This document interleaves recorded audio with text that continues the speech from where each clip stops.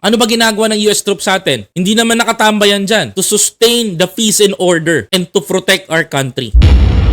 Pwede ba natin ibala sa mga aswang? Panakot? Uubra ba yan? Sabihan yung mahinang leader si Bongbong Marcos. Tatawanan ko kayo. Ngayon, administration na. Ito na tayo.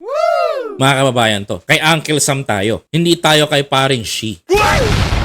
Mas gugustuhin kong kay Uncle Sam dumikit kasi si Uncle Sam may equipment. Pwede magbigay ng ganito, suporta sa atin sa bansa natin, yan to. At kung ano-ano pagbibigay niya sa ating mga kababayan. Napakalaki nun. Mga kapatid, napakalaki. Halos gastos nila ang pinupundar nila dito sa bansa natin. Ano ba ginagawa ng US troops sa atin? Hindi naman nakatambayan dyan, mga kababayan ko, to sustain the peace and order and to protect our country. Huwag niyong masamain yun, mga kababayan ko. Para sa akin, hindi masama yun. Mas kailangan natin sila ngayon. Kasi mahina tayo. Aminin natin sa hindi.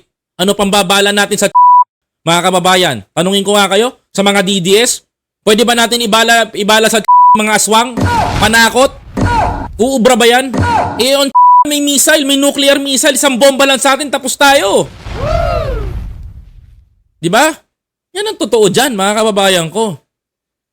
Hindi natin kaya without US. Aminin natin sa sarili natin. Na talagang kaibigan natin yan noon pa man sa unang gera. Mga kababayan. Second, mga kababayan ko, yung tariff, 19% lang nakuha ni Bongbong Marcos. Sayang yung 1%. Alam mo, mas gugustuhin ko magbayad ng 19% na taripa kada papasok ang produkto natin doon. Bakit? Mga kababayan ko, like I said, kailangan natin palakasin yung bansa nila nang mas maprotektahan tayo. Ngayon, sino ang aangal nito? Yung mga nakatanghod, mga kababayan ko, sa ng mga factory ng sila ang tatamaan dito. Mga kababayan ko, walang tatamaan na ordinaryong Pilipino. Yan ang totoo doon, mga kababayan. Ngayon, sabihan yung si Marcos, sabihan yung mahinang leader si Bongbong Marcos. Mga kababayan ko, tatawanan ko kayo. Kaya sa nag-post nito, mga kababayan ko, good luck.